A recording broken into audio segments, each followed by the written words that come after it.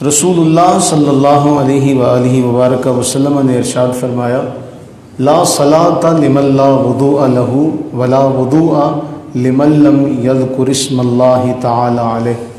اس شخص کی نماز نہیں جس نے وضو نہیں کیا، اور اس شخص کا وضو نہیں جس نے اس سے پہلے اللہ کا نام نہیں لیا۔ اب اس کی تشریح جو علماء محدثین بیان کرتے ہیں کہ بغیر وضو کے نماز نہیں ہوتی، جس نے وضو نہیں کیا اس کی نماز کوئی نہیں۔ دوسرا جو جملہ ہے کہ لا وضوء، اس شخص کا وضو کوئی نہیں جس نے وضو سے پہلے بسم اللہ نہیں پڑھی۔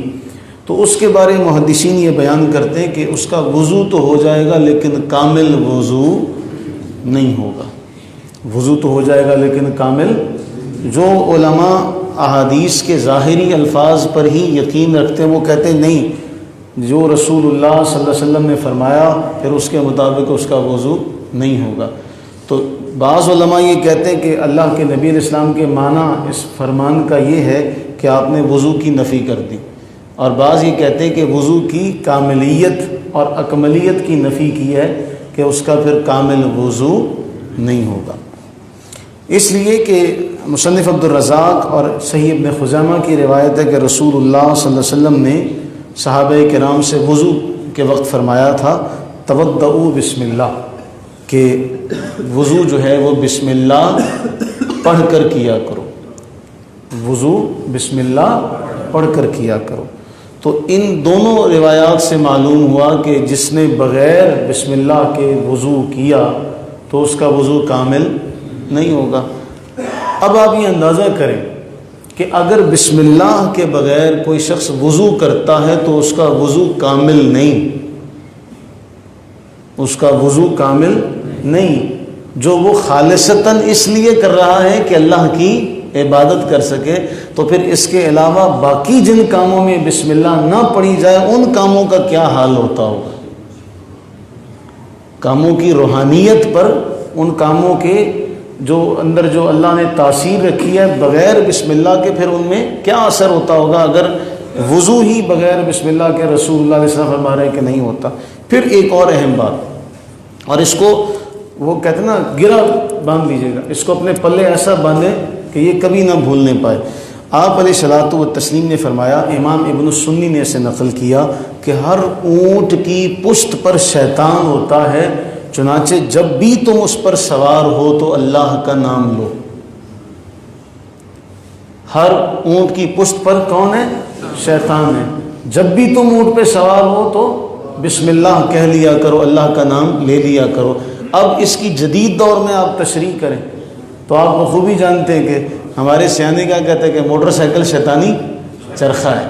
تو جب اس پہ بیٹھتے ہوئے جب ہم بچے کو یہ سبق دیں گے کہ اے بیٹے تو نے جب بھی موٹر سائیکل پہ بیٹھنا ہے، جب بھی تو نے گاڑی میں بیٹھنا ہے، یہ جو ہماری نئی نسل ہے نا خاص طور پہ، یہ جب تک حادثہ نہ ہو جائے تب تک یہ سمجھتی نہیں ہے۔ ان کے لیے نا ہر سمجھ کے لیے کوئی جب تک حادثہ نہ ہو جائے تب تک یہ سمجھتے نہیں ہیں۔ اللہ تعالیٰ سب کو اپنے حفظ و امان میں رکھے۔ جو اپنے گھر سے نکلے اللہ اس کو عفو و عافیت کے ساتھ، سلامتی کے ساتھ گھر واپس لائے۔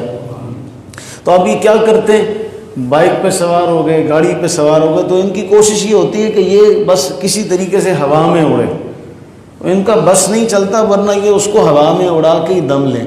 اب انہیں آپ یہ تعلیم دیں کہ بیٹے یہ شیطانی چرخہ ہے، جب بھی اس پہ سوار ہو اللہ کا نام لو۔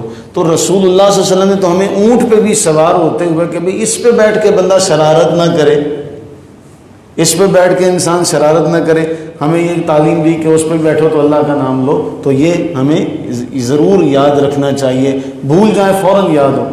تو بچوں کو یہ بات سکھائی جائے کہ جب بھی تم سائیکل پہ بیٹھو، موٹر سائیکل پہ بیٹھو، اللہ تمہیں بڑی گاڑیاں دے، اللہ تمہیں اتنی ترقی دے کہ تم جہازوں میں گھومو، لیکن پہلے اللہ کا نام لینے کی عادت بنا لی جائے۔ اس کے بعد محدثین نے بڑا اس پہ کام کیا۔ آپ حیران ہو جائیں گے جب اس کی ہم تفسیر میں جاتے ہیں تو علماء نے وہ مواقع تلاش کیے کہ کن کن دعاؤں سے پہلے رسول اللہ صلی اللہ علیہ وسلم نے صرف بسم اللہ پڑھنے کا حکم دیا، اور کون سی دعائیں ہیں جن سے پہلے بسم اللہ الرحمن الرحیم پڑھنے کا حکم دیا۔ آپ اندازہ لگائیں، اس کی باریکی کا اندازہ اس بات سے لگائیں کہ پھر اس پر بھی تشریح ہوتی ہے، اس پر بھی تحقیق ہو رہی ہے کہ جی کون سی دعائیں، پھر ان کی بھی تحقیق۔ مثلا وہ بعض دعائیں ایسی ہیں جن کے بارے میں رسول اللہ صلی اللہ علیہ وسلم نے جب تعلیم دی تو پہلے بسم اللہ الرحمن الرحیم پوری پڑھنے کا حکم دیا۔ اس میں صرف ایک روایت آپ کے سامنے، رسول اللہ صلی اللہ علیہ وسلم نے سیدنا علی المرتضیٰ رضی اللہ تعالیٰ عنہ سے فرمایا کہ جب تم کسی مصیبت میں پھنس جاؤ تو پڑھو بسم اللہ الرحمن الرحیم ولا حول ولا قوت الا باللہ العلی العظیم۔ تو مصیبت کے وقت پڑھنے کی دعا یہ کس نے عطا کی؟ رسول اللہ علیہ السلام نے، اور رسول اللہ علیہ السلام نے اس دعا سے پہلے بسم اللہ الرحمن الرحیم پورا پڑھنے کا حکم دیا۔ اب دوسری قسم میں آ جاتے ہیں کہ بعض وہ دعائیں کہ جن سے پہلے رسول اللہ نے صرف بسم اللہ پڑھی، اس میں ایک دعا بڑی مشہور ہے، بلکہ دو دعائیں اس میں ذکر کر دیتے ہیں۔ ایک وہ جب ہم میت کو قبر میں اتارتے تو پھر آپ علیہ السلام نے فرمایا، حضرت عبداللہ ابن عمر سے یہ روایت مروی ہے کہ میت کو دفن کرتے وقت یہ دعا پڑھی جائے بسم اللہ وعلی ملت رسول اللہ۔ اب یہاں رحمان الرحیم نہیں سکھایا گیا۔ اسی طرح اللہ کے نبی علیہ الصلوۃ والتسلیم نے حضرت عثمان غنی رضی اللہ عنہ سے مروی اور وہ روایت کہ فرمایا جس کو صبح و شام 3 بار پڑھ لیا جائے تو اسے کوئی چیز نقصان نہیں پہنچا سکے گی، اور وہ ہے بسم اللہ الذی لا یضر مع اسمہ شیء فی الارض ولا فی السماء وہو السمیع العلیم۔ اس میں بھی صرف بسم اللہ۔ اب ائمہ محدثین یہ کہتے ہیں جہاں رسول اللہ نے صرف بسم اللہ پڑھائی وہاں صرف بسم اللہ پڑھیں، اور جہاں بسم اللہ الرحمن الرحیم پڑھایا وہاں بسم اللہ الرحمن الرحیم پڑھے۔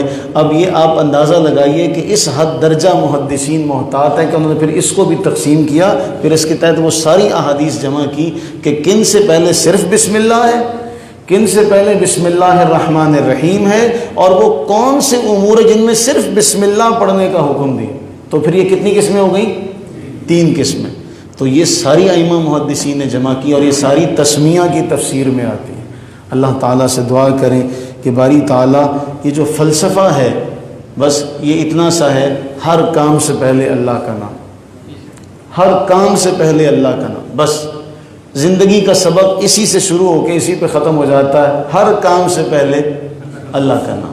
دعا کریں کہ باری تعالیٰ ہم تمام کو اس پر استقامت عطا فرمائے، آمین ثم آمین۔